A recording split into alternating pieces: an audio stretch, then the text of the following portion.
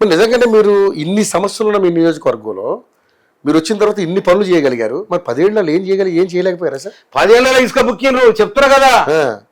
ఇసుక కోసం అంటే దీని మహిళను దొక్కిచ్చి ట్రక్లతో లారీలతో ఈడ ఇప్పుడు ఆయన సంసారం మాడతారు ఎవరు?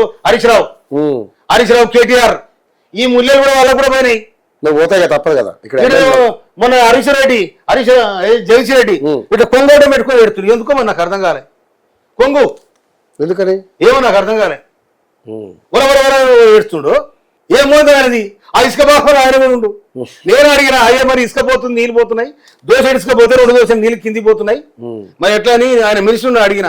అడిగితే ఏమని ఎరికానా, అంత ప్రగతి భవన్ నుంచి వస్తుంది, కలెక్టర్ ఫోన్ నేనే చేయను, నీకింత బేలం నాకింత బేలం.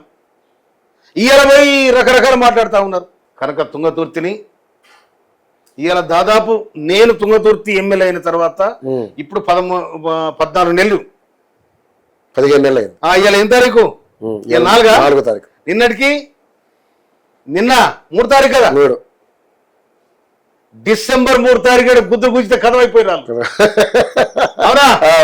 30 తారీఖు నవంబర్ 30 తారీఖు గుద్దురు గుద్దిరి జనము. డిసెంబర్ 3 తారీఖు కథం అయిపోయింది. కనుక నేను వచ్చిన తర్వాత ఊర్లలో సీసీ రోడ్లు కానీ, తర్వాత ఇంకొక మాట ఇంటిగ్రేటెడ్ స్కూల్ తెప్పించిన తుంగతుర్తికి 200 కోట్లతో, దాదాపు 300 కోట్లు ఇంటిగ్రేటెడ్ స్కూల్. దాదాపు 28 స్కూల్ ఇస్తే అలా 18వ నెంబర్ నాది. ముఖ్యమంత్రి గారు చెప్పిన గవర్నర్ రేవంత్ రెడ్డి గారికి నా నియోజకవర్గం వెనకబడేసిర్రు, దాన్ని కొంచెం ముందు వరుసలో పెట్టడానికి ప్రయత్నం చేస్తున్నా, మీరు మాకు సహకరించాలని చెప్పినా. నేను ఇంటిగ్రేటెడ్ స్కూల్ ఇచ్చిన.